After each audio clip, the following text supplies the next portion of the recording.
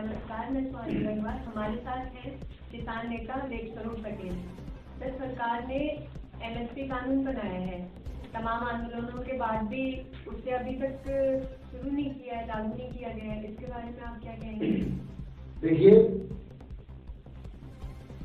किसान वर्षों वर्ष से चला जा रहा है, ठगा जा रहा है, किसान बनता है। आज एमएसपी तमाम प्रयासों के बाद, विरोध के बाद सरकार ने पिछले दिनों उस पर कानून बनाया और जो लागू नहीं हुआ, उसका 10 भी आंदोलन हुए, लागू कराने की बात हुई, वार्ता भी हुई, कई जन वार्ता हुई, मगर फिर भी लागू नहीं हुआ। पहला पेश सरकार ने उसमें किसान आंदोलनों के सुझाव के आधार पर उसके संशोधन करने की प्रक्रिया शुरू की, नए सिरे शुरू किया। हो सकता है कि विलंब हुआ हो, लेकिन एक बहुत स्पष्ट बात है, प्रकृति हमें सबको देती है, मगर जब प्रकृति से कुछ लेने जाते हैं और उसमें कोई नियत में खोट होता है तो निश्चित तौर पर हमें सब कुछ नहीं मिल पाता। आज दिल्ली में एमएसपी लागू कराने को हमारे पंजाब के जो संगठन वहां पर उग्र आंदोलनरत हैं, इसी पंजाब से देश की क्रांति के लिए हमारे महान क्रांतिकारी अमर शहीद भगत सिंह ने बहुत बड़ी क्रांति जगाई। और उन दिनों ब्रिटिश हुकूमत जब नहीं हिल रही थी, नहीं सुध रही थी क्रांतिकारियों के बाद, और हमारे भारत माता को गुलामी से जीवन मुक्त करने के लिए यहां से नहीं जा रहे थे, तो उन्होंने जब क्रांतिकारी थे, लोगों की धारणा रहती क्रांतिकारी है निश्चित तौर से कोई बड़ी घटना करते होंगे, लोग धारणा रहती थी।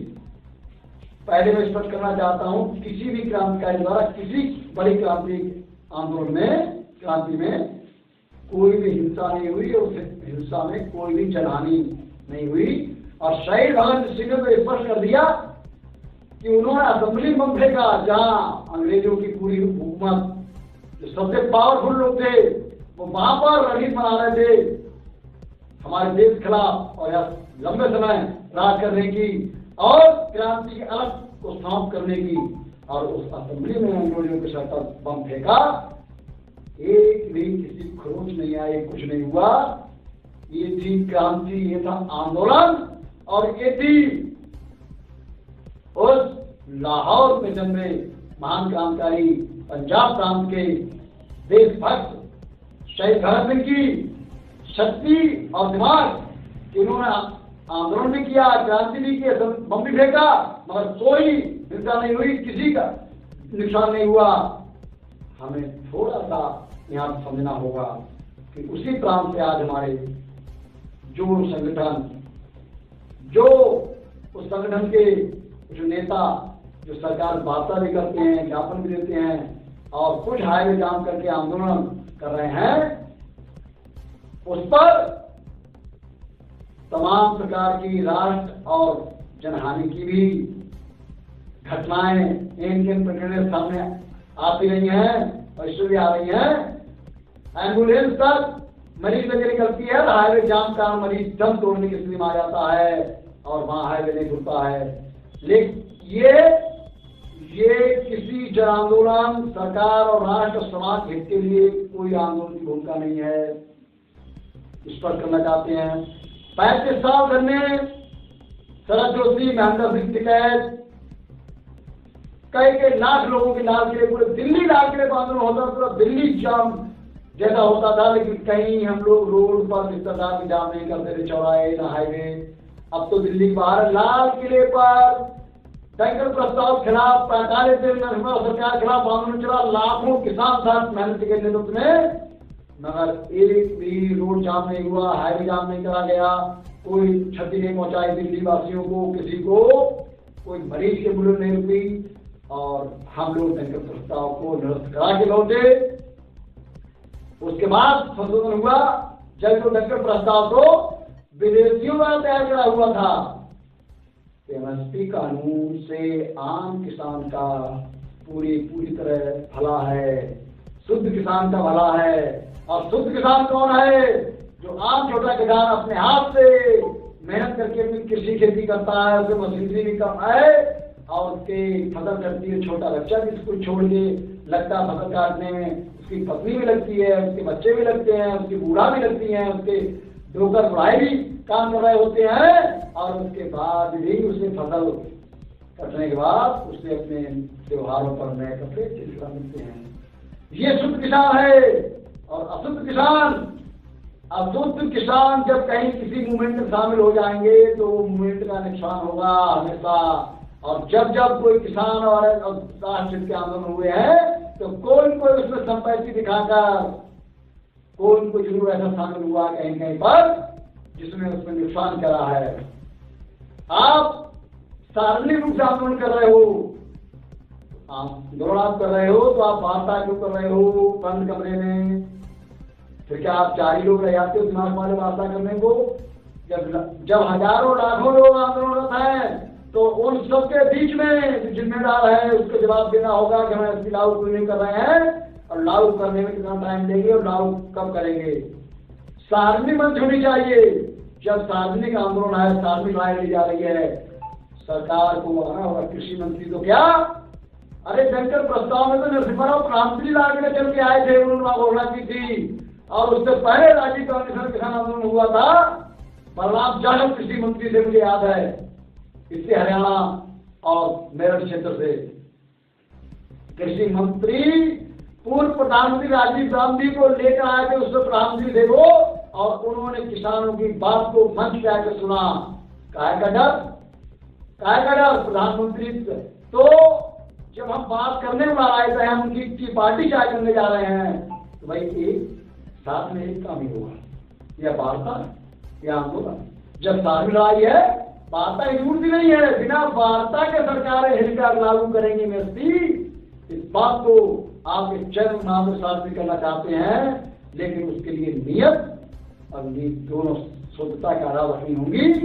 अपना सारे निजी लाभ, अपनी पहचान हटाकर, अरे सरकारों को पता है कि जो किसान नेता आंदोलन कर रहे हैं उनमें से ज्यादातर लोगों की संपत्तियों फाइल ईडी और गृह मंत्रालय का रखी है।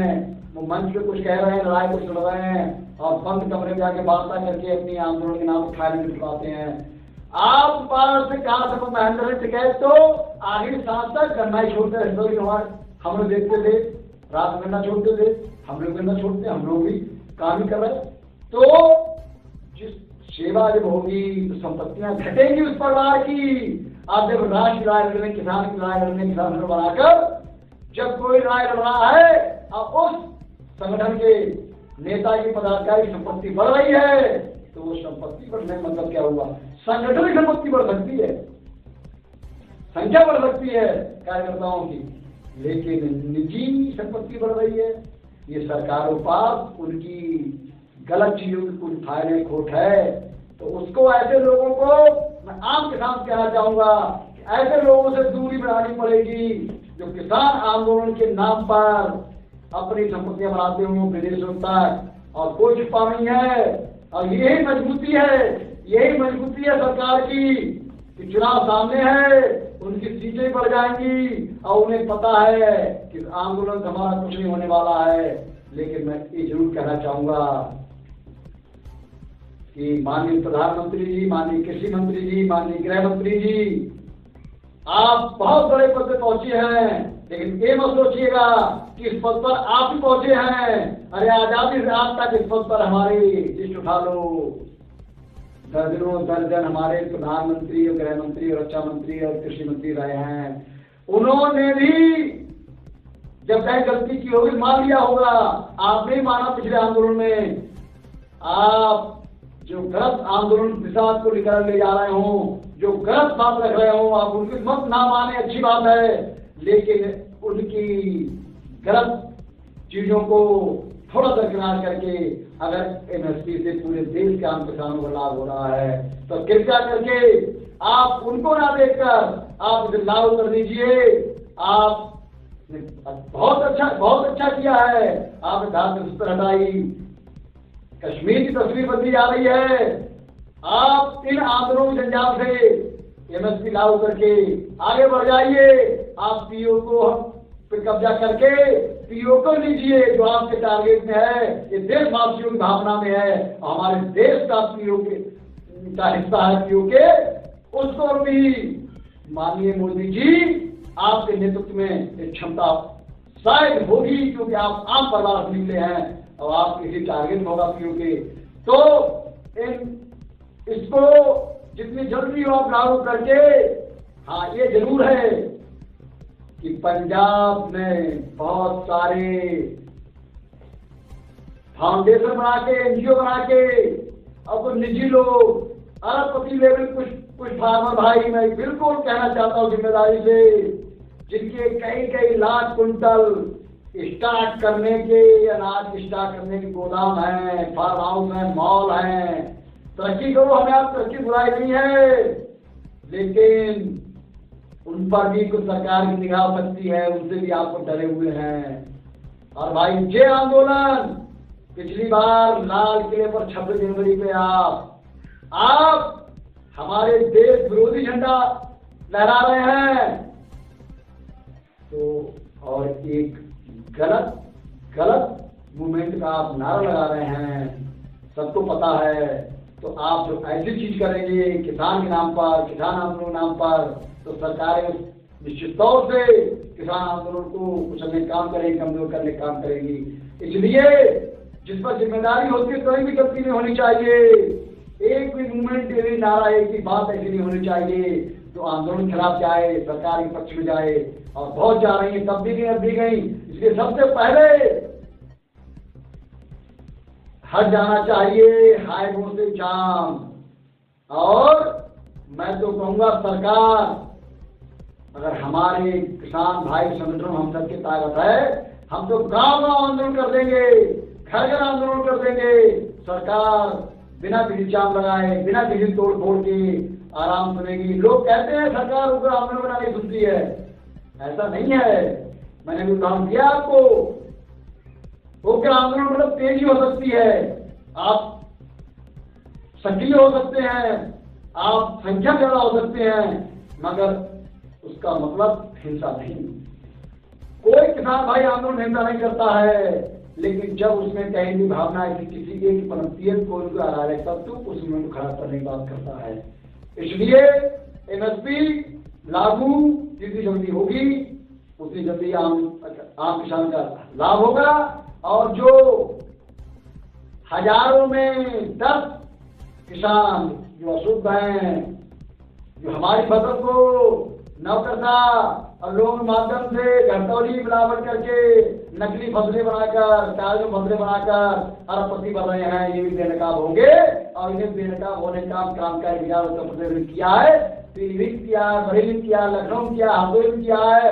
और अगर अब आप सबका जनता की आवाज का सहयोग रहा तो बात बहुत दूर निकल चुकी है। दिल्ली की धरती पर भी ऐसे लोग जो आम आदमी की बात को, भावना को बेचकर उनकी समस्या के नाम पर जो अपना हित साधते हैं, उन्हें बेनकाब करने दिल्ली में भी क्रांतिकारी विचार उत्तर प्रदेश मार्च के महीने में निश्चित तौर से कूच करेगा। और लोग देखेंगे कि कोई जाम भी नहीं हुआ, कोई तोड़फोड़ भी नहीं हुई, और सार्वजनिक मंच पर आएंगे वो लोग जिनसे समस्या का समाधान किसानों का, आम जनता का नहीं हो रहा है, वो करने आएंगे। मुझे विश्वास है, लोकतंत्र है, कृषि मंत्री भी, हमारे सर्वोच्च पद पे बैठे लोग भी, हमारी महामहिम राष्ट्रपति भी आज आदिवासी जंगलों में कठिन परिश्रम करके निकल कर आई, ऐसे राष्ट्रपति हमें गर्व है। निश्चित तौर से महामहिम राष्ट्रपति मेरा अनुरोध है कि ऐसे काम को लागू कराएं। जय हिंद, जय भारत। ये थे हमारे साथ किसान यूनियन के नेता देव स्वरूप पटेल, जिन्होंने एमएसपी के बारे में अपनी राय रखी है।